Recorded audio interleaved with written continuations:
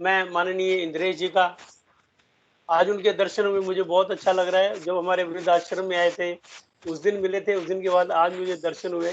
मैं उनका भी, डॉक्टर विजयदत्त शर्मा, डॉक्टर केवल कृष्ण गणेश जी और डॉक्टर सुधीर जी और जितने महान भाव जुड़े हैं, डॉक्टर रामचंद्र जी, सबका मैं अभिनंदन करता हूँ, स्वागत करता हूँ और साथ में इस वेबिनार के साथ जुड़ने के लिए बहुत बहुत धन्यवाद करता हूँ। धन्यवाद। बहुत बहुत धन्यवाद सर। और आपको श्री जय भगवान सिंगला जी कुरुक्षेत्र वासी, और निश्चित रूप से हमें जो है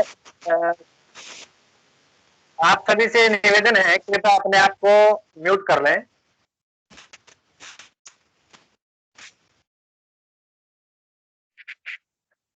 जी, आज जिस प्रकार से चारों तरफ एक भय का वातावरण बना हुआ है, तो उसमें सकारात्मक दृष्टिकोण हमारी जो संस्कृति है, और संस्कृति के अंतर्गत जितने भी हमारे आयाम हैं, जितने भी हमारे संस्कारों से जुड़ी चीजें हैं, यदि हम उनको अपना करके चलेंगे तो कोरोना हमें छू भी नहीं सकता।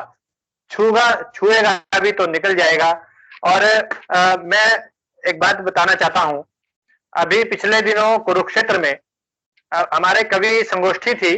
कवि संगोष्ठी में एक युवा कवि ने बड़ी अच्छी बात कही। उन्होंने कहा कि कुरुक्षेत्र में ब्रह्म सरोवर पर रहने वाले जितने भी साधु थे, उन सभी की जो है उनका टेस्ट करवाया गया, और उनमें से आपको जानकर के आश्चर्य होगा कि एक भी व्यक्ति पॉजिटिव नहीं था। उसका कारण क्या है? उसका कारण यह है कि वो सभी लोग ऑलरेडी पॉजिटिव है, पॉजिटिव सकारात्मक दृष्टिकोण रखने वाले हैं। और जो पहले ही पॉजिटिव होगा तो कोरोना की क्या हिम्मत जो उनको पॉजिटिव कर दे। तो इसलिए जब तक हम पॉजिटिव रहेंगे तो कोरोना हमें पॉजिटिव कर ही नहीं सकता। इसलिए इस महामारी के दौर में, इस भयावह वातावरण में, मैंने परम आदरणीय इंद्रेश जी को कई बार सुना है, और उनको सुनकर के ही मेरे मन में आया। वो कुरुक्षेत्र यूनिवर्सिटीज के प्रोफेसर को संबोधित कर रहे थे, और क्या हमने करना चाहिए और किस प्रकार से क्या योजना बननी चाहिए, और इस कोरोना काल में किस प्रकार से हम समाज की और अपने देश की और अपने परिवार की संभाल कर सकते हैं। बहुत सारे विषयों को आपने रखा था, तो उससे सुनकर के ही मुझे प्रेरणा मिली। और मैंने आरोही स्कूल के जो डायरेक्टर हैं, इंचार्ज हैं डॉक्टर सुधीर जी सेल के, उनसे मैंने बातचीत की, तो उन्होंने सहर्ष स्वीकार किया कि इससे अच्छा सौभाग्य हमारे सभी प्राचार्यों का क्या होगा और शिक्षकों का, कि परम आदरणीय इंद्रेश जी का हमें मार्गदर्शन मिलेगा। और मैं उससे पूर्व आपको बता दूं, आप प्रेरणा वृद्धाश्रम में आए थे, और मां भगवती के मंदिर का लोकार्पण था, पूजा अर्चना थी। उस समय आपको आश्चर्य होगा कि रात के हम 10 बजे दिल्ली पहुंचते हैं, और उन दिनों ये किसान आंदोलन का मामला चला था, सभी रास्ते बंद थे। और उस दौर में भी आपने जो है यहाँ कुरुक्षेत्र आने के लिए मतलब मना नहीं किया, किसी प्रकार का कोई बहाना नहीं था, और आपने कहा था चलना है चाहे कितने भी संकट आए। तो ऐसे विषयों से, इस प्रकार के प्रेरक पुरुष से हमें ये संकल्प लेना चाहिए कि बाधाएं तो आती हैं, लेकिन आपका दृढ़ संकल्प, उसको जो है जब आप आगे बढ़ते हैं तो सभी बाधाएं दूर होती चली जाती है। तो मैं आप सभी परमादरणीय इंद्रेश जी से सबका परिचय है, पूरे देश का नहीं पूरे विश्व का परिचय है। तो मैं आदरणीय इंद्रेश जी के श्री चरणों में नमन करता हूं, और उनसे आग्रह करता हूं, निवेदन करता हूं कि आज हमारे आरोही स्कूल के जितने भी शिक्षक, प्राचार्य और अन्य अन्य विश्वविद्यालयों से जितने भी विभूतियां जुड़ी हैं, आज आप हमारा मार्गदर्शन करें, हमें संबोधित करें, हमें अपना आशीर्वाद प्रदान करें। परम आदरणीय इंद्रेश जी।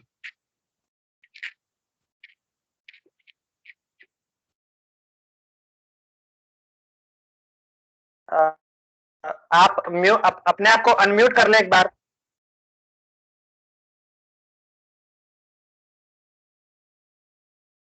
सर एक बार माइक अनम्यूट कर लें, माइक अनम्यूट।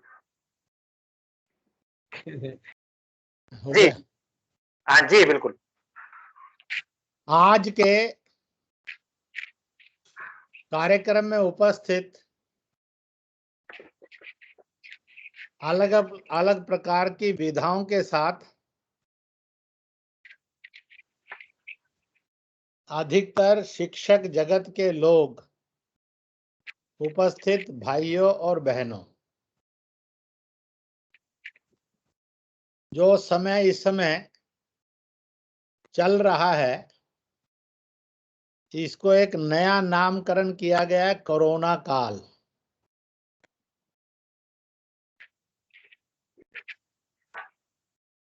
फरवरी 2020 मैंने जब भारत के दरवाजे को कोरोना महामारी खटखटाने लगी थी, उस समय से लगातार कहना शुरू किया था, it is not virus from nature by nature in nature. यह एक 3-4 साल की मेहनत से चीन ने एक जैविक हथियार तैयार किया है, जो मानवता के विरुद्ध, मानव के ऊपर उसने छोड़ा है। इसलिए इसका सही और सत्य और पूरा नाम है चीनी जैविक हथियार कोरोना या कोविड-19। It is made by Chinese, it is made in China against the human being.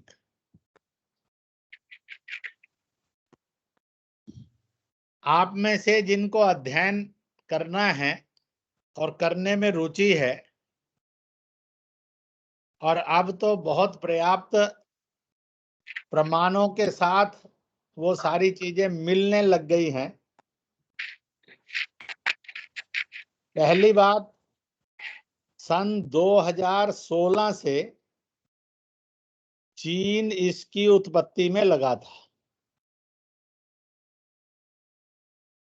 Wuhan चीन के एक शहर की लैब में चिकित्सक विशेषज्ञ, वैज्ञानिक विशेषज्ञ और कूटनीतिक विशेषज्ञ, ये सब मिलकर उस पर काम कर रहे थे।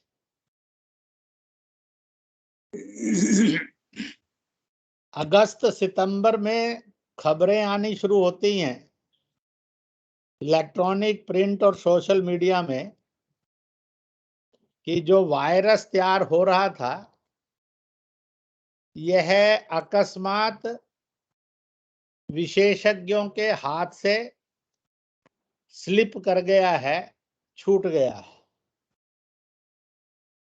जो कि पूर्णतः असत्य था। सच तो ये था कि चीन ने उसको एक विधि विधान के अनुसार स्ट्राइक कर दिया था, उसको मानव के विरुद्ध छोड़ दिया था, और इसलिए इसका एक टेक्निकल नाम बना कोविड-19। क्योंकि सन 2019 था, इसलिए 19 आया, और बाकी उसके शब्द हैं, वो अक्षर मिलाकर जो शब्द बनता है, उसकी एक लंबी विश्लेषण है जो आप सब जानते हैं। जो आश्चर्यजनक प्रश्न है उस समय से लेकर आज तक चले जा रहे हैं। पहला, अकस्मात पर्दे पर उस वुहान लैब में काम करने वाले चिकित्सकों का एक वक्तव्य आता है, और वो वक्तव्य इस बात का साक्षी है कि यह वायरस नेचर से नहीं है, तैयार किया गया है, और जो मानव के लिए बहुत घातक होगा। वो चिकित्सक कहाँ गए, किधर गए, कितने जिंदा हैं, कितने मरे हैं, पर सबको साइलेंट कर दिया गया। कुछ दिनों के बाद वैज्ञानिकों का एक वक्तव्य आया और उन वैज्ञानिकों ने भी इसके खतरनाक पहलू पर प्रकाश डाला और वो वैज्ञानिक कितने जिंदा हैं, कितने मरे हैं और कहाँ हैं, सब अंधकार में डाल दिए गए। तीसरी बात, उस समय चीन की 3 मोबाइल कंपनियों के वक्तव्य आते हैं।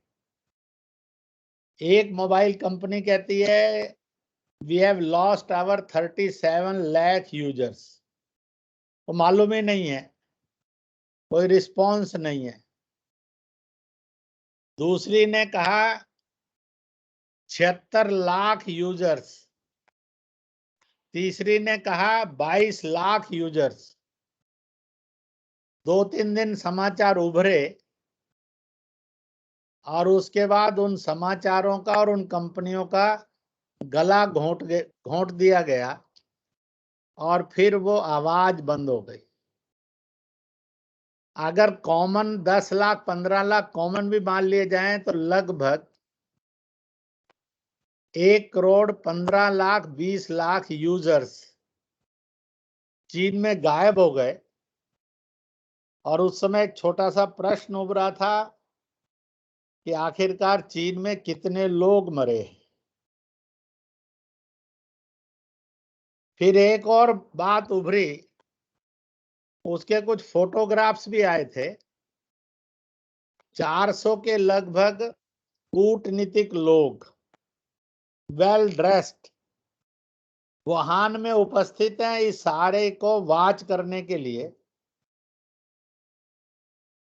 एक संदेह की रेखा उभरी कि उन सब में वो संक्रमित किए गए और under A grand conspiracy in human mission वह इस कोरोना को अपने अंदर धारण करके दुनिया भर में गए। थोड़ी सी चर्चा मैं बाद में करूंगा इसकी। फिर एक प्रश्न उभरा और प्रश्न उभरा कि चीन की वुहान लैब से उठा ये वायरस 2000, 3000, 4000, 10,000, 15,000 किलोमीटर पर मार कर रहा है, पर चीन के एक शहर से दूसरे शहर में नहीं, चीन के एक प्रोविंस से दूसरे प्रोविंस में नहीं। और चीन कह रहा है वो हमारे यहाँ अंडर कंट्रोल है। यह एक मूर्खतापूर्ण विषय उभरा और जो बहुत कुछ कह रहा था, परंतु वो 400 लोग कौन थे, कहाँ गए, जिंदा हैं कि मरे हैं, किसी को मालूम नहीं। चीन ने कह दिया अंडर कंट्रोल है।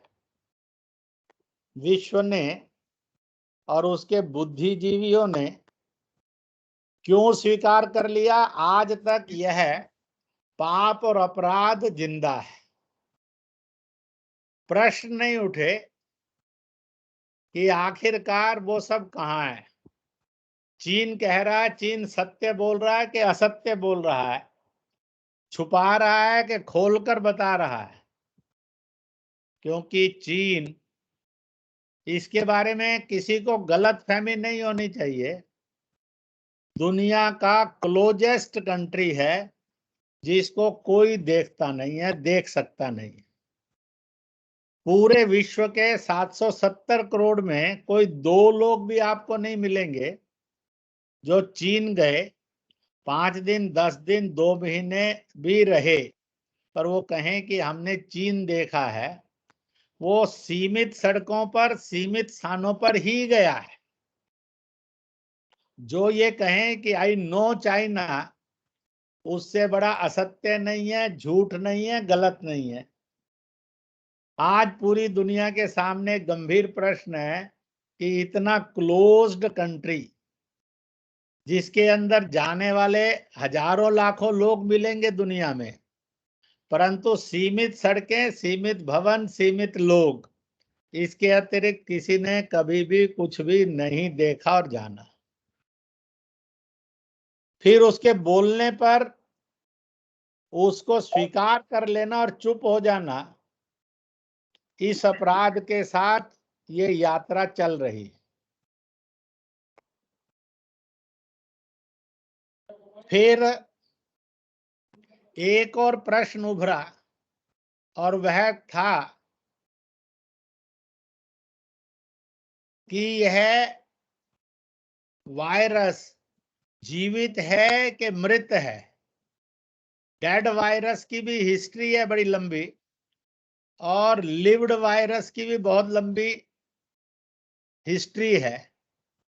तो इस वायरस के बारे में उस समय में एक खबर छपी, यह फुल्ली डेवलप्ड नहीं हुआ था, इसलिए आधा जिंदा है आधा मरा है। शायद वायरस के इतिहास में आधा जिंदा और आधा मरा virus for the first time मनुष्य ने जिसको मानव के विरुद्ध अटैक करने में इस्तेमाल किया था, it is the first time.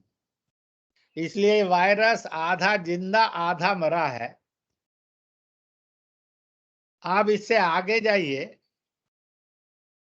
इस वायरस की आक्रमण की और हाहाकार मचाने की यात्रा का रास्ता मार्ग देखिए। इसलिए सितंबर, अक्टूबर, नवंबर, दिसंबर, जनवरी, फरवरी 19 और 20 दुनिया में जो व्हाइट कलर्ड लोग हैं, व्हाइट कलर्ड जो कंट्रीज हैं, केवल वायरस का हमला उतनों पर ही था। दिमाग पर जोर डालेंगे, उस समय को समझेंगे तो ध्यान में आ जाएगा। उस समय भारत में और एशिया में 100 केस पर डे भी नहीं थे।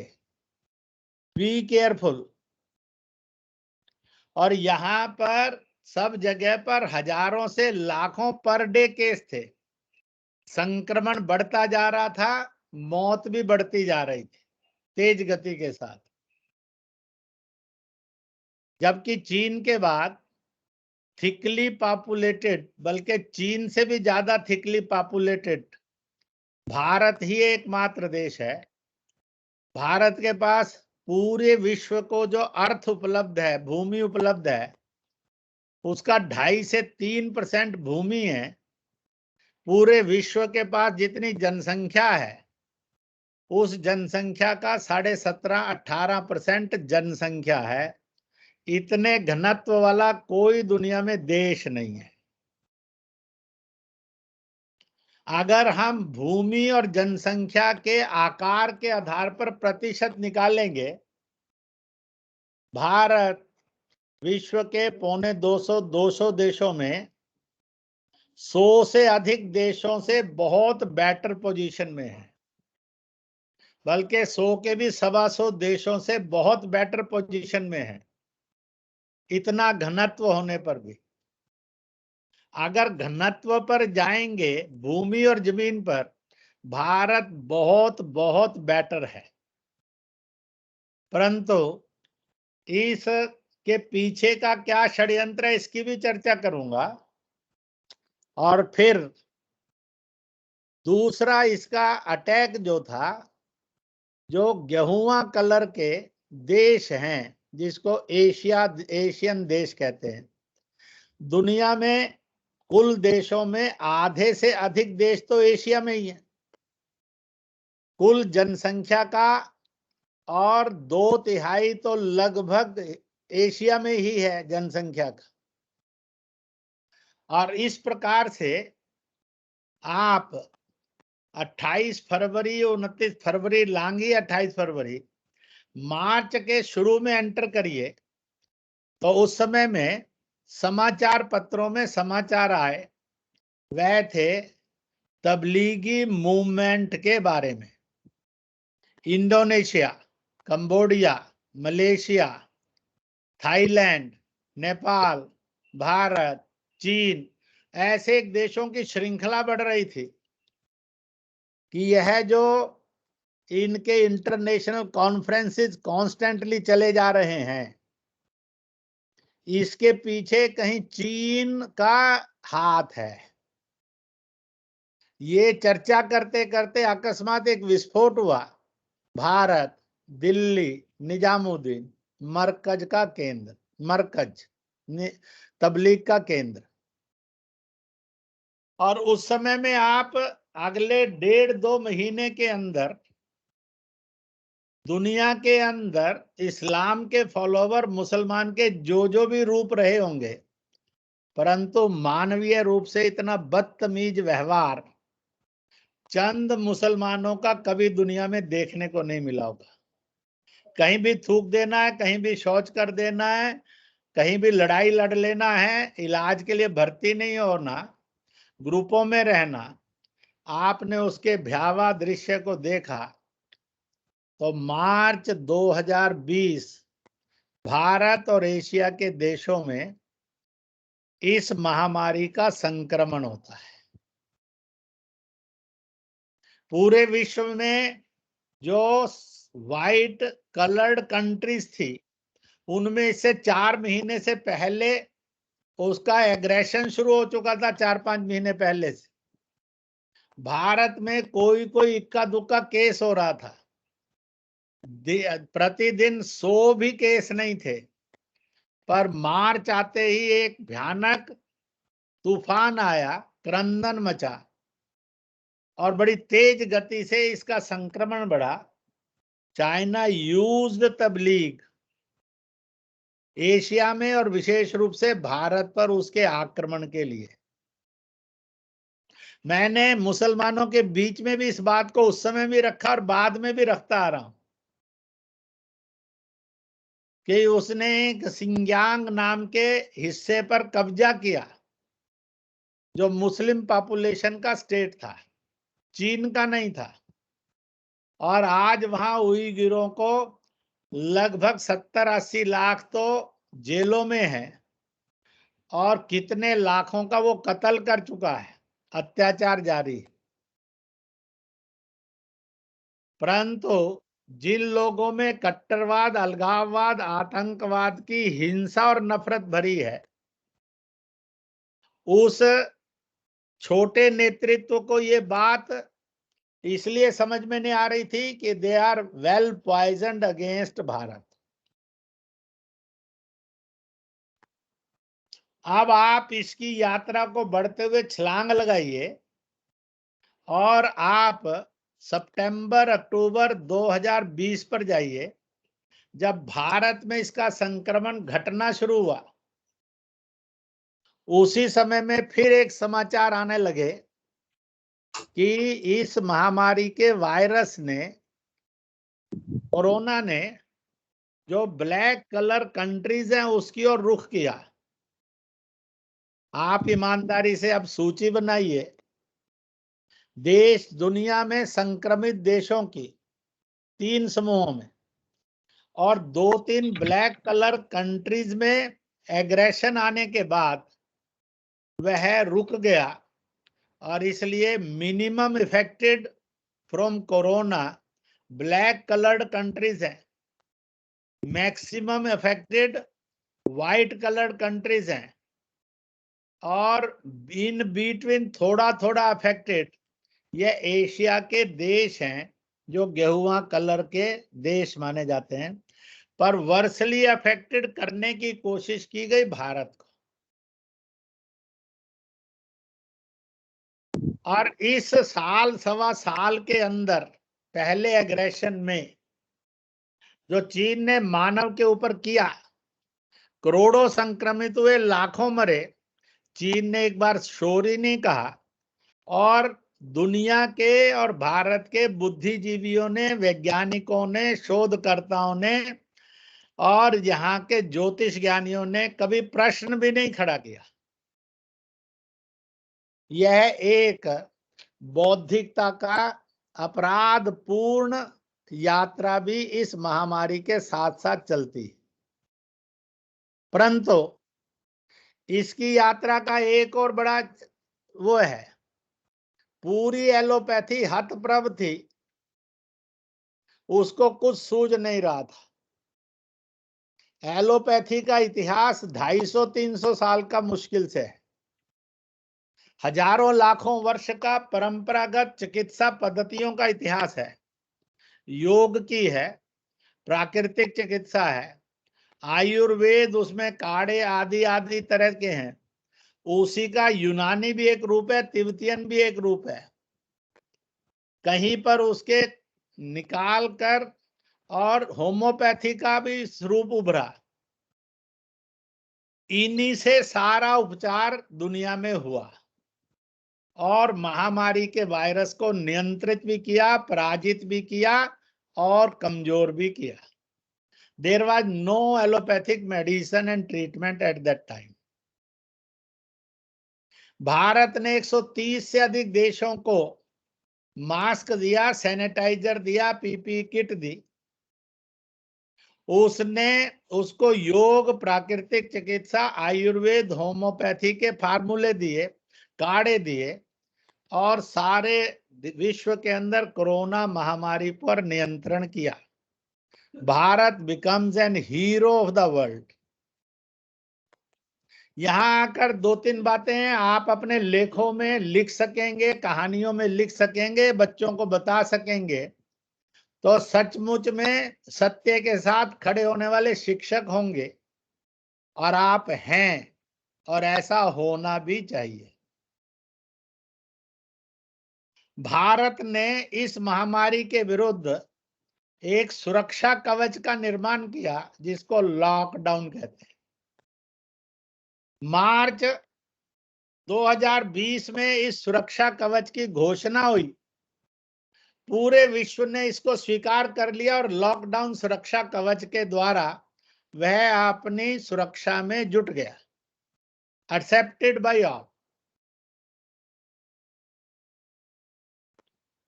उस सुरक्षा कवच का पहला नमूना था आदमी घर के अंदर तो महामारी पर नियंत्रण, आदमी अपने घर के अंदर तो प्रदूषण पर नियंत्रण, पर्यावरण की बल्ले बल्ले होने लगी। आप में से कौन होगा जिसने ये नहीं कहा होगा अब रात में आकाश दिखता, तारे दिखते हैं, नदियों के जल साफ सुथरे हो गए, स्वच्छता आ गई है, शांति है, सस्ता हो गया है, बहुत थोड़े में जीवन चलाने का आधार बन गया है।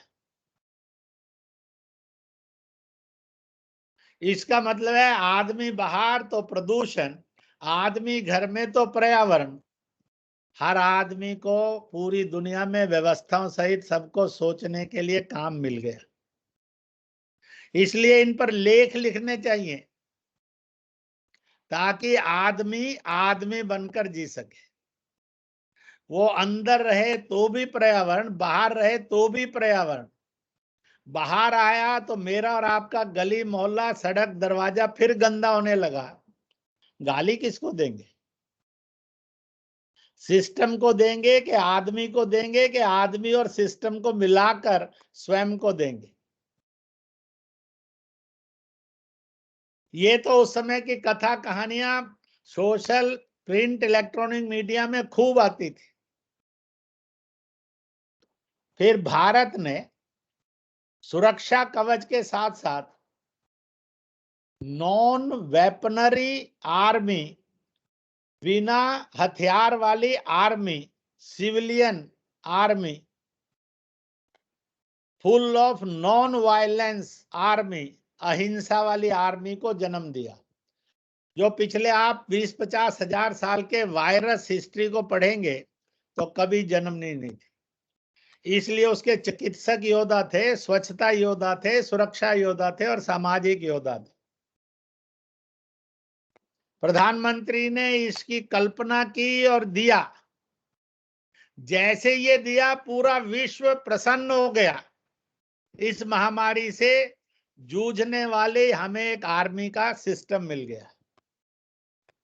इसलिए डॉक्टर था कि नर्स था कि इनके बीच का सहयोगी था, पुलिस वाला था कि पैरामिलिट्री फोर्सेस वाला था, सफाई कर्मचारी था या समाज था, जान हथेली पर लेकर इस महामारी से भिड़ गया।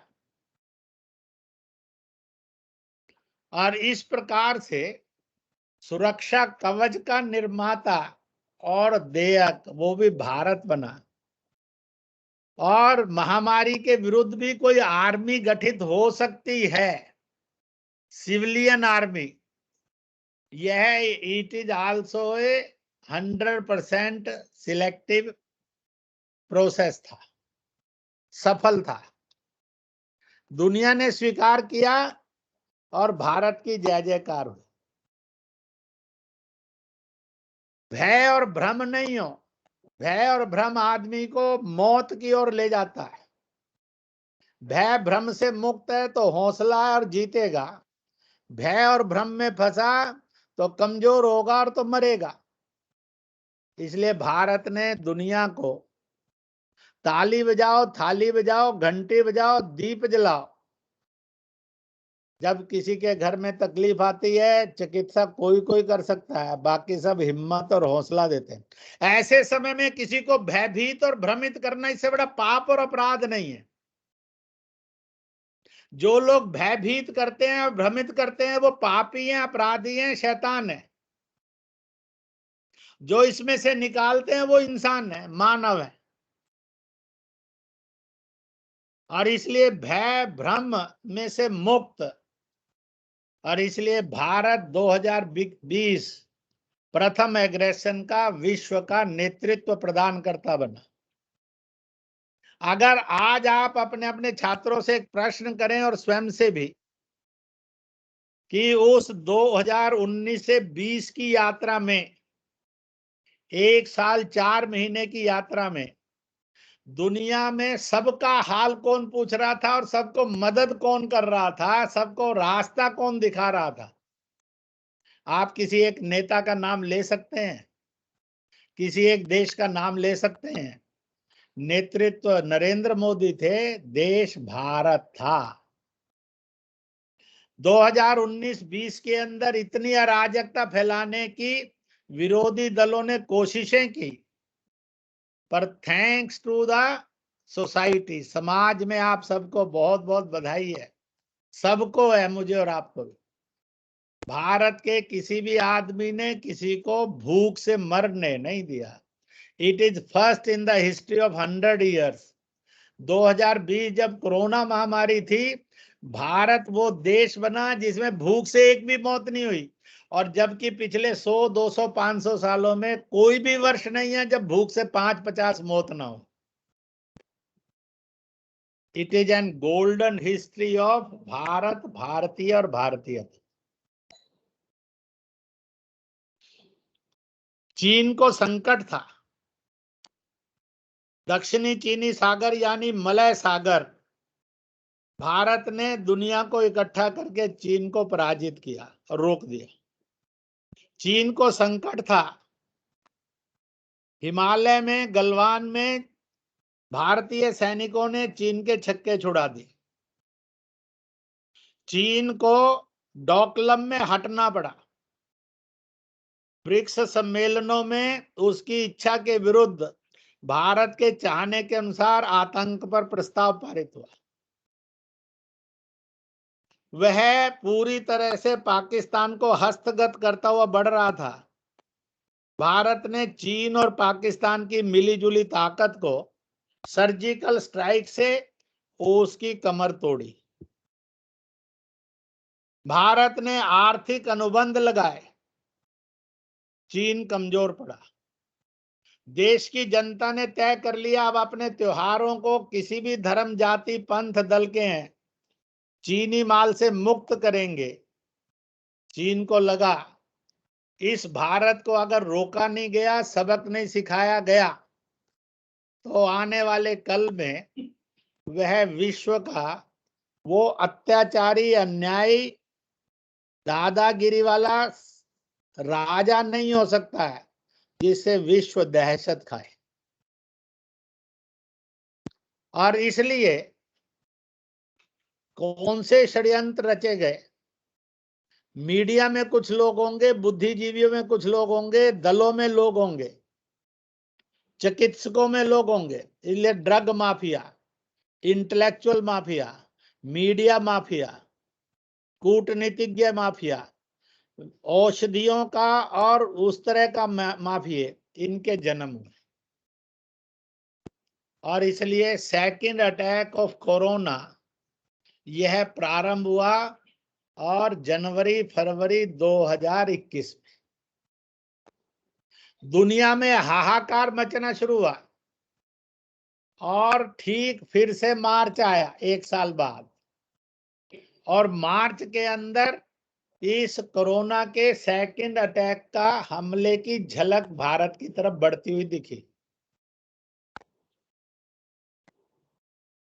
ये अकस्मात मार्च बीतते बीतते एक क्रूरता दिखी, और एक 8-9 अप्रैल के आसपास पूरे भारत में हाहाकार मचा। भय, भ्रम, काला बाजारी, हर चीज है उसकी स्केरेसिटी निर्माण करते। ऑक्सीजन है, नहीं मिलेगी, परंतु 40,000 में और 2 लाख में मिलेगी। बेड है, नहीं मिलेगा, परंतु 2 लाख दीजिए या 5 लाख दीजिए मिलेगा। रेमेडी शिविर है, नहीं मिलेगा, परंतु आप 20-50,000 लाख 2 लाख दीजिए मिलेगा। स्केरिसिटी नहीं थी, स्केरिसिटी निर्माण करके जो भारतीय मानवीय जीवन मूल्यों का वाहक बना था 2020 में, वो शैतान के रास्ते पर चल पड़ा। इसलिए भारत बटा। एक भारत वो था जो मानवता का सेवक बनकर लगा था, एक भारत वो था जो भय भ्रम पैदा करने में लगा था, और एक भारत वो बना दुर्भाग्य से जो काला बाजारी में उतर गया। 2020 में 21 में ये दृश्य, 20 और 19 में दृश्य नहीं था, ये बना। और महीने सवा महीने के अंदर तेज गति से संक्रमण का रेट 4-4.25 लाख तक पहुंचा, और फिर तेज गति से गिरना शुरू हुआ। अब वो 60,000 पर आ गया। पिछला पीरियड ऑफ ए ईयर था, ये पीरियड ऑफ ए मंथ्स था। 3 महीने ऐसे बने, मार्च अंत, अप्रैल मई और जून अब, जिसमें हाहाकार था। विश्व के लिए पहला एग्रेशन ऑफ 15 मंथ था, भारत के लिए 11 महीने का था। दूसरा एग्रेशन विश्व के लिए 6 महीने का था, भारत के अंदर ये 2.5 महीने का रहा, 3 महीने का। आज ऑक्सीजन भी है, बेड भी है, दवाइयां भी हैं, मरीज नहीं, परंतु एक हवा और बना दिया गया है। और इसलिए एक नए वेरिएंट की चर्चाएं हो रही हैं, डेल्टा, डेल्टा प्लस, कहीं कोई और वेरिएंट, इसी कोरोना में कुछ और मिलाकर नया वेरिएंट, बच्चों से आएगा, फंगस से आएगा, गांव से आएगा। मानो तो संकट, नहीं मानो तो संकट। और इसलिए चीन, जिसकी कमर टूट रही है, दुनिया के अंदर अपनी ताकत का सिक्का दिखाते और अर्थ का सिक्का दिखाते हुए अपने देश के तो लोगों का कत्लेआम कर ही रहा है। लगभग चीन के अंदर 1.25 करोड़ से अधिक लोग मरे हैं। चीन अपनी जनसंख्या घटाना चाहता था, मार दिए, मर गए, उसको कोई लेना देना नहीं।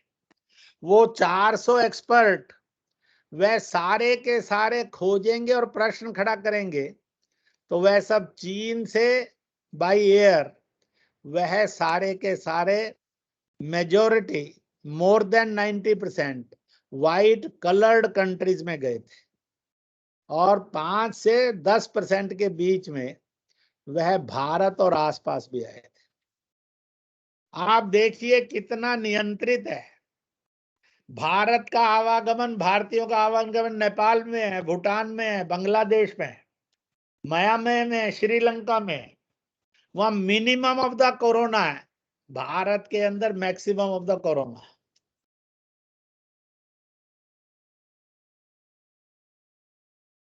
और इस प्रकार से एक अराजकता और भ्रम, कैसे कैसे विचित्र भ्रम है। हम वैक्सीन नहीं लेंगे, कभी इसमें गाय का खून और सीरम बता देते, कभी इसको पार्टी की वैक्सीन बता देते, इससे आप बांझ हो जाएंगे, ये फैलाते हैं। यानी जितना मेडिकल साइंस का अपमान हो सकता है, नेता करते जा रहे हैं। मेडिकल साइंस के पास बाबा से लड़ने के लिए समय है, पर इन नेताओं के बारे में क्यों चुप हैं, ये आश्चर्य है। उसी मेडिकल साइंस का एक MBBS MD डॉक्टर MP है, ST हसन, कहता है शरिया से छेड़छाड़ हुई है इसलिए है, पर मुस्लिम देशों में फिर क्यों है? अन्य देश जिसमें मुसलमान रहते हैं वहां क्यों मर रहे? उनका अध्यक्ष कहता है प्रे फॉर क्रिश्चियन, ईसा की प्रेयर करिए, मुक्त हो जाएंगे। IMA ने आज तक उनको नहीं निकाला अपनी IMA से। यानी नकारात्मकता का रूप बता रहा, कितना क्रूर है, कितना असत्य है। जो इस पर नहीं बोलता उसी को तो कहेंगे वो नपुंसक, उसी को तो कहेंगे कि ये बुद्धिजीवी नहीं है। और जो कहे कि ये तो पार्टीबाजी है और इसलिए असत्य पर टिप्पणी नहीं करे और लोगों को मरने दे, भय भ्रम पैदा होने दे, तो फिर वो बुद्धिजीवी नहीं हो सकता। जो सत्य बोले वही निष्पक्ष होता है, जो सत्य को बोलने से इंकार कर दे और गोलमोल करे वो अपराध और अधर्म होता है। कृष्ण निष्पक्ष थे एक पक्ष में होने पर भी, क्योंकि वो सत्य और धर्म के साथ। भीष्म और द्रोण निष्पक्ष थे, मन की भावनाओं से धर्म के साथ थे, तो भी वो पक्षपाती कहलाए, इसलिए युद्ध भूमि में मौत मिली। इसलिए निष्पक्ष वो नहीं होता जो कहे कि मैं ना इसके साथ ना उसके साथ। कहते हैं neither a male nor a female, उसको थर्ड जेंडर कहते हैं। इसलिए इनको समझना और जानना ये जरूरी है। मैं आखिरी दौर पर इस समय आता हूं। भारत में और विश्व में एक विचित्र आंकड़ा है, और वो कैसा है? आज भी मेजॉरिटी लोग काढ़े से, आयुर्वेद से, योग से, होम्योपैथी से, प्राकृतिक चिकित्सा से उपचार करा रहे हैं। लगभग 20% से अधिक लोग दौड़े एलोपैथी की तरफ। पर एक विचित्र आंकड़ा है, योग, प्राकृतिक चिकित्सा, आयुर्वेद, काढ़े, होम्योपैथी से अभी तक आपने टीवी पर और रेडियो पर और अखबार में पढ़ा सुना नहीं होगा किसी की मौत हुई। पर कौन सा हॉस्पिटल है एलोपैथिक ट्रीटमेंट में जिसमें मौत नहीं हुई? इन चिकित्साओं का बिल सामान्य था जो आदमी दे सकता था। एलोपैथी की चिकित्सा का बिल 5-10 लाख से तो शुरू ही होता था और 25, 30, 35, 40, 50 तक था। आदमी का शोषण कर रही थी। इसी को हमने नोबल एजुकेशन कहा। Medical profession is a noble profession माना गया। क्या नोबल प्रोफेशन किसी का खून चूसना होता है? ये एलोपैथी को भी सोचना होगा। इसलिए पैथियों में संघर्ष और टकराव नहीं चाहिए, हर पैथी का पूर्ण सम्मान चाहिए। 250-300 साल पहले इन्हीं चिकित्सा पद्धतियों से विश्व अपने रोगों का निदान करता था और ऑपरेशन करता था, उपचार करता था। युद्धों के अंदर हम देखते हैं कितने भयानक भयानक शस्त्र लगते थे। रात भर की ट्रीटमेंट में 1 दिन 2 दिन के अंदर वही महारथी अतिरथी फिर से युद्ध करने के लिए चल पड़ता था, फिर से अपनी यात्रा पर 50-50, 100-100, 200, 500 किलोमीटर पैदल चल पड़ता था। इसलिए सत्य को बीच बीच में जानते और पहचानते रहना चाहिए। किसी के प्रति नफरत में, गुस्से में, हिंसा में, गाली से नहीं बोलना चाहिए। ये बोलना अपराध है। नकारात्मकताएं कैसे होती हैं? जिसने जमीन बेची उसको संकट नहीं, जिन्होंने बिकवाई उनको संकट नहीं, जिनको खरीदा नहीं उनको नहीं है। जिन्होंने राम के अस्तित्व पर ही प्रश्न चिन्ह लगाया, जिन्होंने फैसले के विरोध में पूरे एडी चोटी का जोर लगाया, फैसला होने के बाद जिन्होंने धन समर्पण में एक सिक्का नहीं दिया, वो हाहाकार कर रहे हैं। अगर सच में थोड़ी सी ईमानदारी हो तो वह संजय सिंह है कि राहुल है कि प्रियंका है, वो संजय निरुपम है या राशिद अल्वी है, और वो चाहे अखिलेश है या कोई और है। लोग गांव में कह देते थे नालायक इतना झूठ बोलता है और इतना बेशर्म है, चुल्लूपन पानी में डूब मरना चाहिए, जिसमें कभी कोई डूब कर मरा नहीं आज तक। कहते कुछ तो शर्म कर। क्या पॉलिटिक्स ही है कि झूठ बोलना, बेईमान बोलना, गुमराह करना? इसको तो पॉलिटिक्स नहीं पढ़ाया किसी टीचर ने, फिर वो सीख कैसे गया? तो इस प्रकार से ये एक दृश्य दिखाई देता है नकारात्मकता का। इसके अंदर सकारात्मकता लाना ये एक बड़ी आवश्यकता है। इसलिए 4 वाक्यों का एक पूरा वाक्य है। चीनी जैविक हथियार कोरोना को हराएंगे, चीन की कमर तोड़ेंगे। दूसरा, विश्व को बचाएंगे। तीसरा, मानवता को विकसाएंगे, भय भ्रम से, कालाबाजारी से मुक्त करेंगे। चौथा, भारत को जिताएंगे। अब इससे आगे चलें। एक वाक्य देता हूं और 2 लाइनों में समझाते हुए बढ़ता जाऊंगा और समापन करूंगा।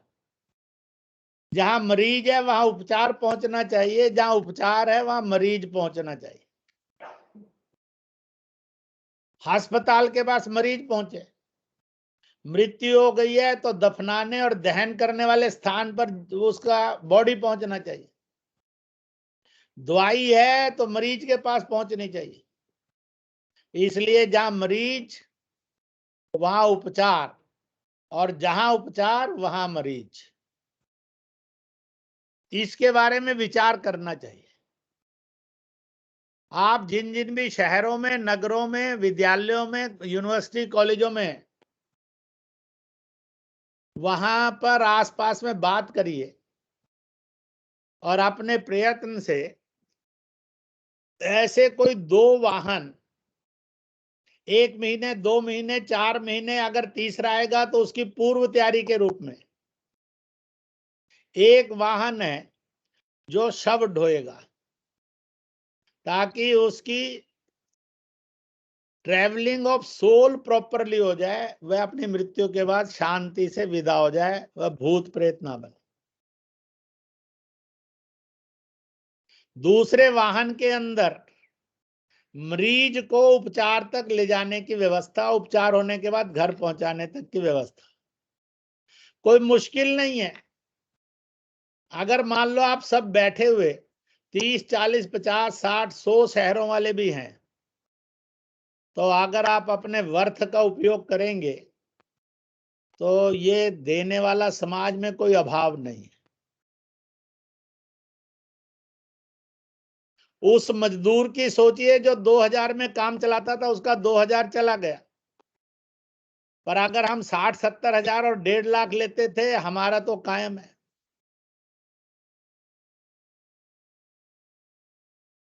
इसलिए विचार करने के लिए अपने मन से भी चैरिटी का जन्म होता है, ये हम कर सकते हैं। हमारे पास जो भी छात्रों का समूह है, हम 10, 15, 20 छात्रों का अगेंस्ट दिस चैलेंज एक ग्रुप बनाए, जो जान हथेली पर रखकर जहां कष्ट है, जहां दुख है, जहां अभाव है, उसके पास लेकर जाए और अपने शहर गांव में एक संकल्प कार्यक्रम शुरू करें। टीचर्स और स्टूडेंट्स मिलकर, समाज के वो लोग काला बाजारी नहीं करेंगे, काला बाजारी करने नहीं देंगे, काला बाजारी करने वाले को सम्मान नहीं मिलेगा। इसलिए काला बाजारी जैसे वायरस से मुक्त मानव को बनाना, भारतीय को बनाना, इस मूवमेंट को भी चलाना चाहिए।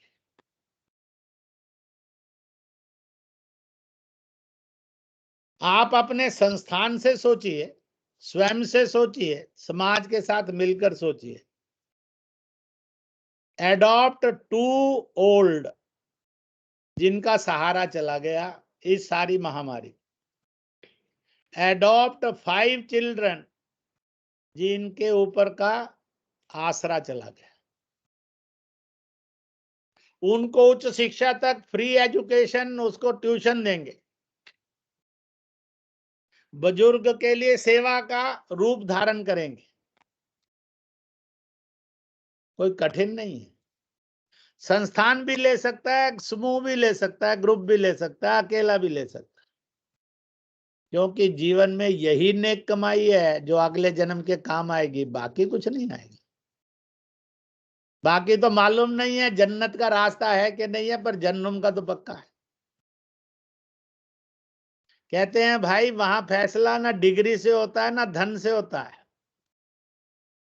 ना स्टेटस से होता है, ना कास्ट से होता है। कर्म अच्छे तो चल स्वर्ग, कर्म बुरे तो जा नरक, और बुरे तो घोर नरक, भूत प्रेत बन। इसलिए एज ए शिक्षक, अध्यापक, गुरु, टीचर, किस भावना में हम हैं, उसी भावना से हम इस तरह की एक मूवमेंट, भय नहीं, भ्रम नहीं, हिम्मत और हौसला, काला बाजारी नहीं, स्केरिसिटी नहीं, अभाव नहीं, इसके लिए आगे। और इस प्रकार से बच्चे को अडॉप्ट करना, संस्थान ने करना, व्यक्तिगत करना, ये हर एक के ऊपर निर्भर है, कौन सा कर सकता है और कैसे कर सकता है। तो मुझे लगता है कि ये महामारी इतनी बुरी तरह से पराजित होगी, उसको तो लगेगा कि मैंने भयानक हाहाकार मचाया, पर बाद में उसको ध्यान में आएगा, भारत के मानव ने, भारतीय ने मुझे बुरी तरह से तहस नहस कर दिया, सदा के लिए सबक सिखा दिया, तेरा इस आंगन में कोई काम नहीं।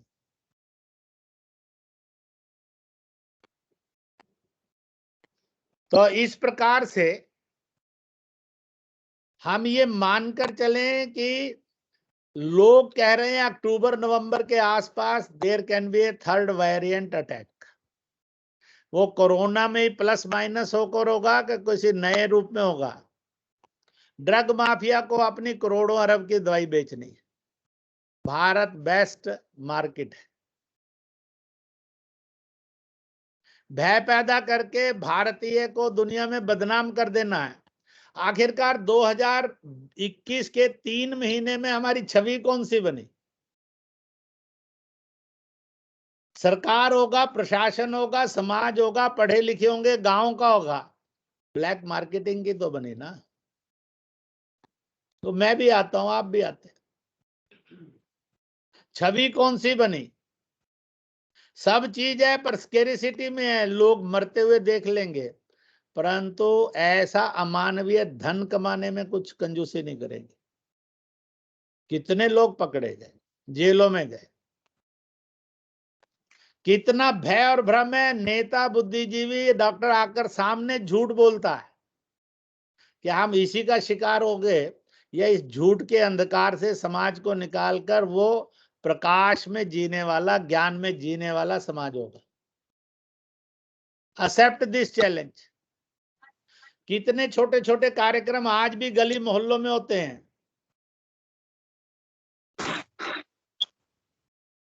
ये पॉलिटिक्स हो जाएगी। इस भय से ग्रस्त होकर पाप मत करिए,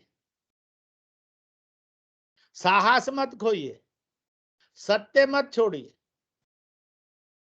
तो फिर तो असत्य बोलने वाला पॉलिटिक्स करता रहेगा और आप सबका, हमारा सबकी भावनाओं को भी कुचलता रहेगा, ज्ञान को भी कुचलता रहेगा, सम्मान को भी कुचलता रहेगा। उसकी इजाजत कैसे दे देंगे? मैंने पिछले कई अनेक वर्षों में रिलीजियसली होंगे, पॉलिटिकली होंगे, सोशली ग्रुप्स होंगे, जेंडर्स में ग्रुप्स होंगे, इनमें ऑल वेराइटीज को किया है।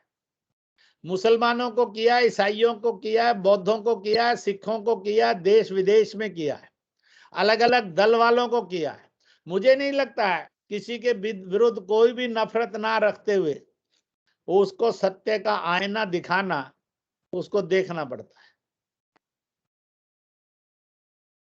टीचर के रूप में, शिक्षक के रूप में इस भूमिका को निभाना, ताकि थर्ड वेरिएंट या थर्ड वेव आने से पहले उसको लगे कि अब भारत में उसका कोई काम नहीं और चलेगी नहीं। समाज इतना जागृत और तत्पर कर ले।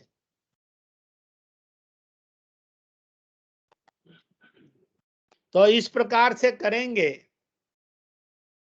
छोटी मोटी दवाइयां, होम्योपैथी की काढ़े, हम 10 लोग मिलकर भी 500 लोगों को सप्लाई कर सकते हैं, क्योंकि यह आदमी की पॉकेट में है। एलोपैथी नहीं कर सके।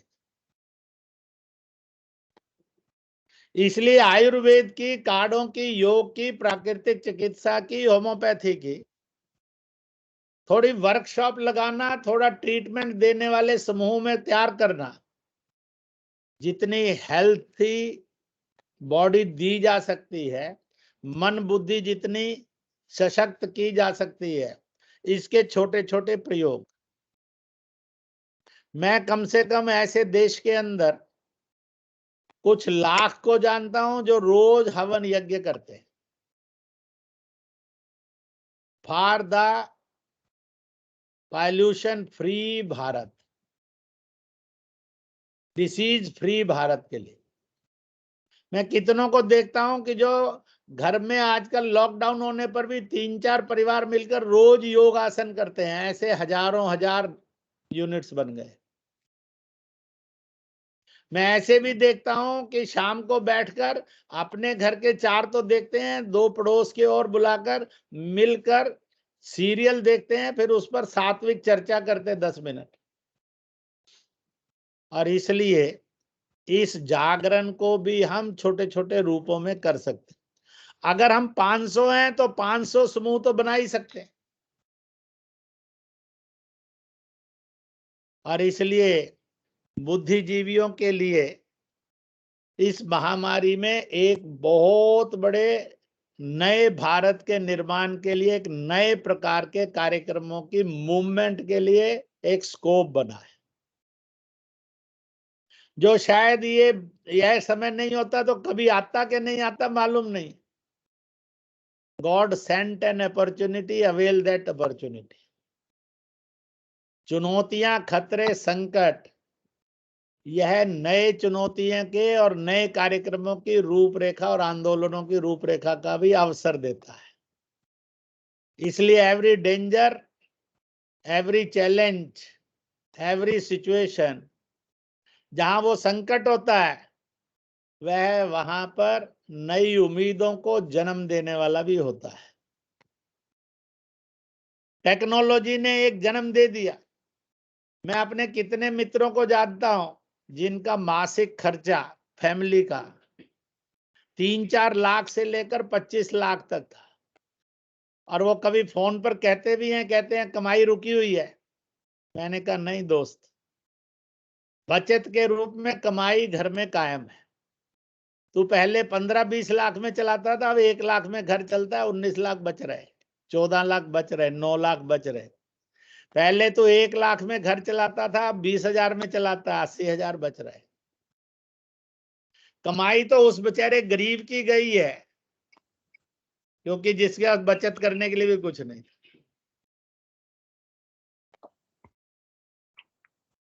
तो इसलिए संकट तो सब पर है, अलग अलग प्रकार से। अमीर पर भी है, गरीब पर भी है, पढ़े लिखे पर भी है, अनपढ़ पर भी है, गांव वाले पर भी है, शहर वाले पर भी है, महिला पर भी है, पुरुष पर भी, सैलरीड पर भी है, अनसैलरीड पर भी। पर कुछ उसकी मार में टूट जाएंगे, कुछ उसकी मार में टूटेंगे नहीं। हम भाग्यशाली हैं जो टूटेंगे नहीं। जो टूट सकते हैं, अगर उनके लिए थोड़ा थोड़ा भी सहारा बनेंगे, ये एक नई जन क्रांति होगी। परिस्थितियां भी देखेंगे कि भारत अगर इतने बड़े आक्रमणों में जी सकता था, तो ये क्या है, इसमें तो और अच्छा सुंदर जी कर दिखा सकता। इसलिए बिकम एन एग्जाम्पल। इन्हीं शब्दों के साथ आज आप सबके साथ चंद शब्द में बात करने का एक सुअवसर बना, और मुझे पूरा विश्वास है आप अपने अपने संस्थानों में इस सारे को लेकर एक 20, 25, 50 प्रश्नावली बनाइए, जिसके कारण इस वायरस के चरित्र को और इसके अंदर बैठे हुए शत्रुओं को भी समझा जा सके। वायुमंडल के प्रश्न अलग प्रकार के हैं, सत्य के प्रश्न अलग प्रकार के, कुछ सांझे हैं। तथ्यों के कुछ प्रश्न सांझे हैं, कुछ बड़े गलत है।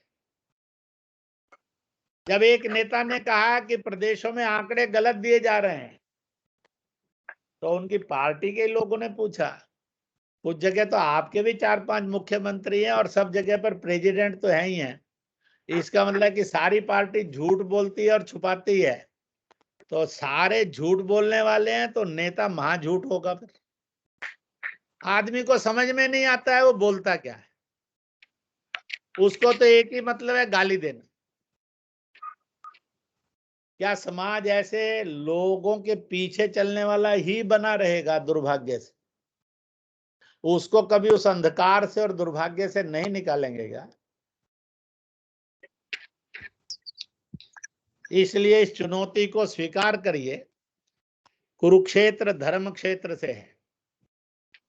कल हमारे एक छोटे भाई समान और शिष्य समान है सुहेब इलियासी, वो घरेलू किसी कारण से 2-3 वर्ष के लिए जेल गए थे। आजन्म हुआ था, पर जैसे जैसे सत्य आते गए कोर्ट के सामने, तो 3 साल बाद वो पूर्ण मुक्त होकर आए। वहां गीता के संपर्क में पहले थे, वहां खूब संपर्क में आए, और इसलिए उन्होंने गीता पर एक भाष्य लिखा। मैंने शुभकामना संदेश एक बड़ा लिखा था, उसका कल लोकार्पण हुआ। छोटा कार्यक्रम था, वर्चुअल कार्यक्रम बहुत बड़ा था। वर्चुअल में हजारों के पास जा रहा था, परंतु बैठने में सामने 15-20 लोग थे।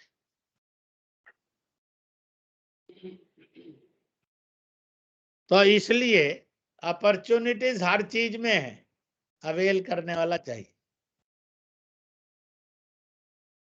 इसलिए be active, be healthy, be happy, be cooperative. और बच्चों को यही कहिए, don't be lazy, don't waste your time, utilize your time. तो बहुत कुछ है यूटिलाइज करने के लिए। स्वयं की कलाओं का विकास करने के लिए भी है, स्वयं के अंदर की चीजों को विकसित करने में, और समाज के लिए भी कुछ करने के लिए। तो जो अपने संपर्क में है और हो सकता है, वह योगदान देने वाला है और उसने योगदान किया है। Make this history, make this revolution. इन्हीं शब्दों के साथ पहली बधाई आयोजकों को दूंगा जिन्होंने संपर्क करके मेरे से समय लिया। दूसरी बधाई उनको इसलिए दूंगा कि उन्होंने इतने बड़े कार्यक्रम का नेटवर्किंग किया। तीसरी बधाई आप सबको दूंगा जो अपना समय निकालकर इस संवाद के अंदर, इस उपदेश के अंदर, इस चिंतन में एकत्रित आए। और चौथा, परिस्थितियों को, काल को और ईश्वर को दूंगा कि हम सबको सदपूर्ण सोचने की प्रवृत्ति में धकेल कर हमसे कुछ अच्छा करवाने के लिए एक अवसर बनाया,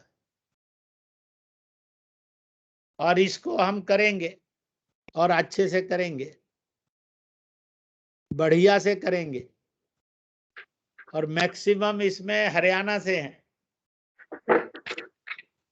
तो इसलिए हरियाणा, उसका सबसे बड़ा संकट एक ही रहता है, कब जातिवाद कितना सुप्रीम हो जाएगा इसका कोई पता नहीं लगता है। तो इसलिए मजहबी फसाद से मुक्त, जातीयता के दंश और छुआछूत से और दंगे से मुक्त, लिंग भेद से मुक्त,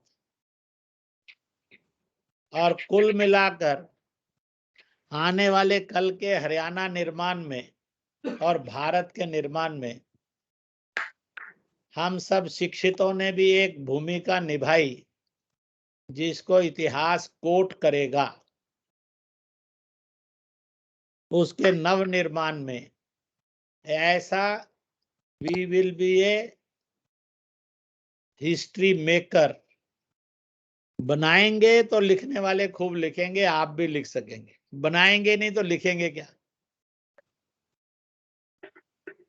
इस प्रकार का एक संकल्प लेकर आप सब लगे हैं, लगे रहेंगे, इस विश्वास के साथ जय हिंद, जय भारत।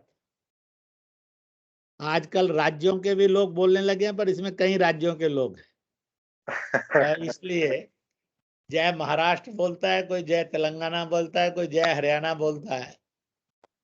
तो मैं उनको कहा करता हूँ जय हिंद बोल लीजिए, जय भारत बोल लीजिए। बहुत ही शौक है तो जय मानव बोल लीजिए, ज्यादा भला हो जाएगा।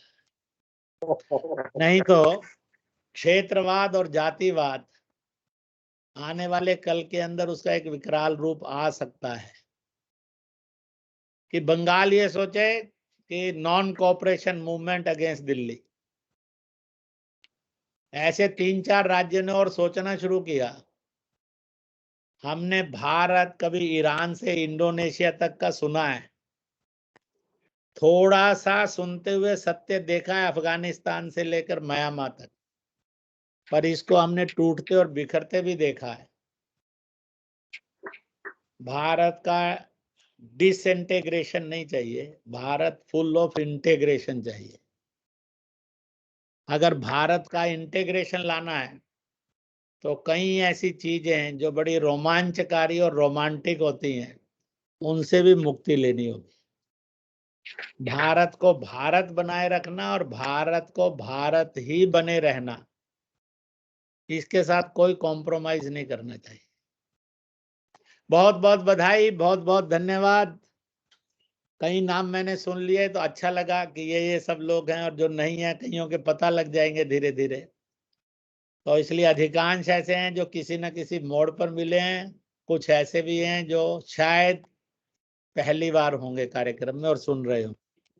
सभी के लिए अभिनंदन है, सभी के लिए धन्यवाद है। नमस्कार। बहुत बहुत धन्यवाद महोदय का। और आज मुझे लगता है कि हमारे जितने भी यहाँ बुद्धिजीवी जो प्रकोष्ठ आज इस मंच पर था, वो निश्चित रूप से अभिभूत हुए हैं आपके इस ओजस्वी, ओजमयी और जिस वाणी से और जिस सत्यता के साथ आज आपने विषय को रखा है। हमें इतनी सारी जानकारी आज उपलब्ध हुई, जैसे चीन ने किस प्रकार से चालाकी की है और चीन में किस प्रकार का वातावरण और भारत का किस प्रकार से, और भारत ने किस प्रकार इस महामारी से उभरा है और किस प्रकार शिक्षक इसमें दायित्व निभा सकते हैं, समाज किस प्रकार आगे बढ़ेगा। और किस प्रकार भाईचारा कायम रह सकता है, किस प्रकार हम सब मिल करके आगे बढ़ें। इतने अनेकानेक विषय आपने एक गागर में जो सागर भरी है, निश्चित रूप से हम जो है अभिभूत हुए हैं, हमारा मार्गदर्शन हुआ है, हमारे धमनियों में जो है ऊर्जा का संचार हुआ है। और जिस प्रकार से मैंने आपका पिछला जो है वक्तव्य सुना था, तो मुझे भी प्रेरणा मिली कि आपका और इस प्रकार से कार्यक्रम करवाया जाए। तो ऐसे बहुत सारे संदेश हमारे पास आ रहे हैं कि अगला अवसर जो है महोदय हमें कब देंगे। और अभी डॉक्टर रामचंद्र जी और अंबाला से डॉक्टर आशुतोष जी जो एसडी कॉलेज अंबाला में है, और डॉक्टर सुधीर जी, सबका एक ये भी है कि कब हमें जो है नई जो शिक्षा नीति है उसके ऊपर आपका हमें मार्गदर्शन मिलेगा। तो वास्तव में आज जो दो राहें से बने हुए हैं, एक तरफ विपक्षी पार्टियां जिसको जो है गलत बता रही हैं, चाहे वो कोरोना की बात हो, चाहे नई शिक्षा की बात हो, तो दूसरी ओर लेके जा रहे हैं। वहीं आप जैसी विभूतियों का मार्गदर्शन मिल करके हम जैसे लोगों में सत्यता और एक प्रामाणिकता के साथ हमें जो सही मार्ग मिलता है, तो निश्चित रूप से ये हमारे लिए एक सौभाग्य की बात है।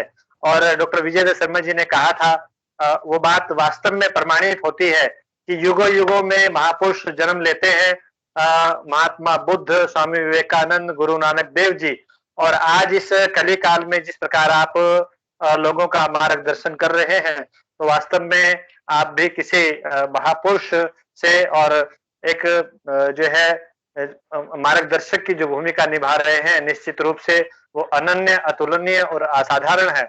और वास्तव में हमें आपका आगे भी इसी प्रकार मार्गदर्शन मिलता रहेगा। और इस कार्यक्रम की एक डॉक्टर सुधीर जी ने निवेदन एक बार किया था कि माननीय महोदय का जो है प्रत्यक्ष रूप से आरोही विद्यालयों में एक बार जो है मिल जाए। वो योजना बनी थी कोरोना काल से पहले, जब सब सामान्य स्थिति थी, तो लेकिन वहां पर सभी शिक्षक और इसी प्रकार का मंच एक तैयार किया था। और डॉक्टर विजय दत्त शर्मा जी के मार्गदर्शन में आपसे मिलने का भी एक कार्यक्रम बनाया था, लेकिन कोरोना आ गया। तो आगे जैसे ही स्थितियां सामान्य होंगी तो आपका मार्गदर्शन लेंगे। अब मैं डॉक्टर चितरंजन दयाल कौशल, किसी के प्रश्न हो महोदय से तो मैं आमंत्रित करता हूँ। कोई प्रश्न चाहता है? मैं प्रणाम करता हूँ। डॉक्टर रामचंद्र जी, आप मैं परिचय करा दूं, डॉक्टर रामचंद्र जी हैं, कुरुक्षेत्र विश्वविद्यालय महाविद्यालय में आप संस्कृत के विभाग के अध्यक्ष हैं। जी डॉक्टर साहब। सर, पहले तो मैं हृदय की गहराई से आपको प्रणाम करता हूँ। बहुत वर्ष पहले आपके दर्शन करने का अवसर मुझे प्राप्त हुआ था 2015 में, जब आप कुरुक्षेत्र में आए थे एक महायज्ञ के उपस्थिति में। और प्रश्न बहुत सारे थे, लेकिन मैं देख रहा था कि प्रश्न एक के बाद एक समाधान होते चले गए। और जब आपका व्याख्यान का समापन हुआ तो मेरे प्रश्न जो हैं वो सारे समाप्त हो गए, इसलिए प्रश्न मेरे पास में कुछ भी नहीं बचा। मैं तो आपका आभार व्यक्त करता हूँ कि आपने इतनी प्रामाणिकता से, इतनी सहजता से और इतनी निर्भीकता से इस बड़े फलक को हमारे सामने रखा। और एक शिक्षक के नाते मैं यहाँ विश्वविद्यालय में अध्यापन करता हूँ। आपकी पंक्तियां जो हैं अपने आप में उन्होंने हमारे लिए एक बहुत बड़ा दर्शन रख दिया है। आप सबने सुनी होंगी, लेकिन 2-3 पंक्तियों को जिन्होंने रखा, मैं उन्हीं को एक बार दोहरा करके अपनी आत्मा को थोड़ा तृप्त करना चाहता हूँ कि हमें भारत को भारत ही रखना है, इसमें कोई कंप्रोमाइज नहीं करना है। तो ये बहुत बड़ी पंक्ति आपने कही है सर, और इसके लिए हम लोग आपको आश्वस्त करते हैं कि इस व्याख्यान को बहुत मनोयोग से सुनने के बाद हम पूरी निष्ठा से आपके इस पंक्तियों कार्य करेंगे। दूसरा, आपने जो बात हमारे लिए रख दी थी कि 19 में हमारा देश इस प्रकार का नहीं था, लेकिन कालाबाजारी का ये जो दौर आया है इसने हमारे देश को बहुत नुकसान पहुंचाया। तो यदि आप थोड़ा सा कोई 2 सूत्र भी दे सकें हमें कि इतनी बड़ी विकृति अचानक इस देश में कैसे आ गई और बड़ी संख्या में लोग इन चीज़ों से आहत हुए। मैं खुद भी उसका भागीदार रहा हूँ इस दौर में, कि उस कालाबाजारी को, इतनी विकृति को, कि लोगों ने मानवता को पराजित करके उसके ऊपर कालाबाजारी हावी हो गई और लोगों को पीड़ित और संतप्त कर दिया। तो उसके ऊपर आप कोई 2-3 बातें यदि हमें बता दे बाद में, तो हम उसको अपने छात्रों तक भी पहुंचाएंगे और बताएंगे कि इस दौर में हम किस तरह से उन चीज़ों से बच सकते हैं। तो बहुत सारे लोग यहाँ पर प्रश्न वाले होंगे। मैं फिर से हृदय गहराई से आभार व्यक्त करता हूँ और आपके इस अद्भुत मार्गदर्शन के लिए बहुत बहुत नमन और प्रणाम सर।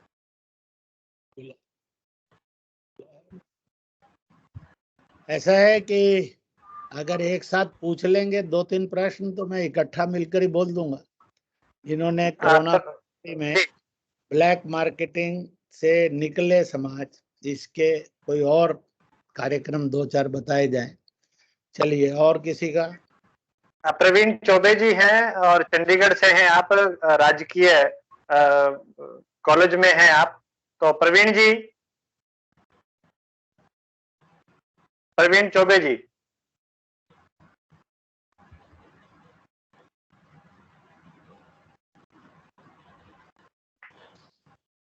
तो चाय वाय पी ली या नहीं? डॉक्टर मंजूषा रानी जी, आपने हाथ किया है, आप कुछ पूछना चाहती हैं?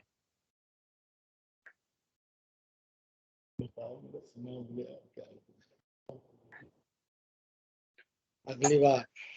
जी जी सर, आप जो है मार्गदर्शन करें। ऐसा है कि बार बार मिलेंगे ही, इसलिए अनेक विषय उस समय में मिलेंगे। जैसे मैंने कहा कि एक छोटे छोटे समूहों में लोग इकट्ठे करना, विशेष रूप से नवयुवक नवयुवतियां कॉलेज गोइंग हैं, सीनियर सेकेंडरी में गोइंग हैं, यूनिवर्सिटीज में हैं, उनके अंदर ये बात जल्दी आ सकती है। जैसे आपने स्वच्छता के बारे में देखा होगा, जब भारत के प्रधानमंत्री ने स्वच्छता कहा तो बड़ों में स्वच्छता लाने के लिए सबसे अधिक बच्चों के मन मस्तिष्क ने और एक्शन ने काम किया। घर घर के अंदर लोग बताते थे कि बच्चों ने इसको ज्यादा पढ़ लिया और वो बड़ों को भी तुरंत टोक देते हैं, ये अंकल, पापा, मम्मा, ये क्या कर दिया आपने। तो ऐसे ही जो ये आने वाली पीढ़ी होती है, इसके अंदर किसी भी चीज को हम व्यक्ति हित के लिए, समाज हित के लिए और देश हित के लिए डालते हैं तो तेज गति से फलता फूलता है। उनके समूह करें और उनको कहें अपने गली में, मोहल्ले में, घर में, मंदिर में, पूजा स्थल पर, गुरुद्वारे में, कहीं जो भी जिसका है वहां पर इस वातावरण को बनाएं कि ब्लैक मार्केटिंग नहीं करेंगे, करने नहीं देंगे और ब्लैक मार्केटिंग करने वाले का सम्मान नहीं होगा। तो बच्चा कभी कभी उस बात को बहुत स्पष्ट भी बहुत जल्दी बोलता है। मैं जब जम्मू कश्मीर में थे, संघ के एक हमारे अधिकारी, कुछ खटपट हुई कुछ 4 लोगों में, स्वयंसेवकों में, खेलते समय, तो उसको समझा रहे थे उनको, तो ऐसा नहीं करना चाहिए, गुस्सा नहीं करना चाहिए, लड़ना नहीं चाहिए। तो उनका छोटा पोता 3 साल का, 3 से 4 साल का होगा, अभी केजी लोअर वगैरह में जाना शुरू हुआ था, वो सुन रहा था दादू को अपने। तो वो सबके बीच में कहता है, दादू आप हमारी दादी माँ को तो बहुत डांटते रहते हैं, यहाँ तो आप सबको समझा रहे हैं। तो कितनों ने समझाया था पर उसको समझ नहीं आया, पर जिस दिन पोते ने ये समझाया उस दिन दादा को समझ में आ गया कि उसको अपने घर में अपना आचरण भी वैसा कर लेना चाहिए। तो मैं इसलिए बता रहा हूँ क्योंकि जब बड़ा होता है आदमी तो उसमें बुद्धि का चातुर्य आ जाता है, जब छोटा होता है तो वो निष्काम होता है, उसको चतुराई नहीं मालूम होती है। और इसलिए उसके मन के अंदर ये बात डालेंगे, एक वो वर्तमान को रोकेगा, दूसरा आने वाला जो कल है कम से कम वो उस लाइन वाला नहीं बनेगा, उसके जीवन में एक नियंत्रण आ जाएगा। दूसरा, इसके लिए कहीं पर भी जो है ऐसी कुछ घटनाओं को समाज में प्रसारित करना। जब नोट बदली हुई थी तो उस समय दिल्ली का, नाम नहीं लूंगा, उचित भी नहीं है, एक बड़ा व्यापारी उसका बेटे का एक मित्र घरों में आना जाना था, तो नोट को गोल्ड में बदलना था। तो उस समय लगभग 2 से 5 गुना गोल्ड महंगा कर दिया गया था। जो 25-30 हजार रुपए में 10 ग्राम आ रहा था, उसको 50,000, 60,000, 70,000, 80,000। तो उसने अपने पिताजी को कहा कि मेरे दोस्त के घर में भी संकट है, आप उसको गोल्ड में बदल दीजिए। पिता ने उससे भी 2.25 गुना लिया। पर उस बेटे की हिम्मत देखिए, वो बोला कुछ नहीं। कुछ दिनों में पिताजी जब पकड़े गए तो पिताजी को जेल मिलने नहीं गया। 14 दिन में रोटी देने भी नहीं गया, और जब वो छूट कर आ गए तो पैर छूने भी नहीं गया, नमस्ते भी नहीं किया। तो घर फूट कर रो पड़ा कि आखिरकार अगर उस तरह से हमने 10-20 लाख कमा भी लिए, पर हमेशा के लिए औलाद तो खो दी।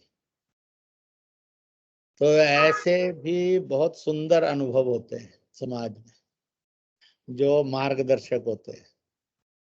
ऐसी कथा कहानियों को बीच बीच में बच्चों में, विद्यार्थियों में प्रचलित करना, किसके मन पर किस बात का और क्या असर हो जाएगा ये कोई जानता नहीं है।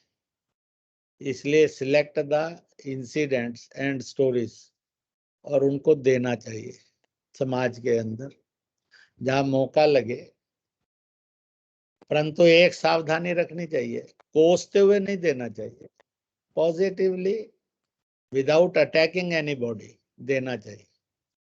कभी कभी एक बात आ जाती है कि बच्चों, देश को आपको बनाना है।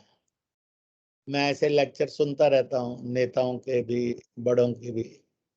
तो मैं उससे बाद में कहा करता हूँ कि हमारा काम था बिगाड़ना, हमने बिगाड़ दिया। बनाना बच्चों का ही काम है, हमारा काम नहीं है। बिगाड़े नहीं कम से कम। आखिरकार आज का बिगड़ा भारत दिया किसने? हम ही ने दिया है। हम का मतलब है रामलाल श्यामलाल नहीं, सारे ही आते हैं कम और अधिक करके। आखिरकार ऐसा भारत बना तो दिया किसने? तो उनके बुजुर्गों ने, बच्चों के। मैं और आप आते हैं, हमारे और आपके ऊपर वाले आते हैं। अगर मैं और आप और वो ऊपर वाले ठीक होते तो ऐसा भारत क्यों बनता? नहीं बनता। तो इसलिए इट इज नॉट